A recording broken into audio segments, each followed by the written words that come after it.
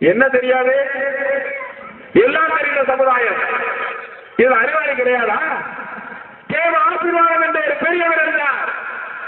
Collector, retired deputy collector, அவர் ஒரு Booker மூவேந்தர் யார் என்ற ஒரு புக்கர் தமிழ்நாடு கவர்மெண்ட் ஆளுநர் அன்னைக்கு கலைஞராக இருந்தாரு. அவருக்கு தவறு விட்டாரு.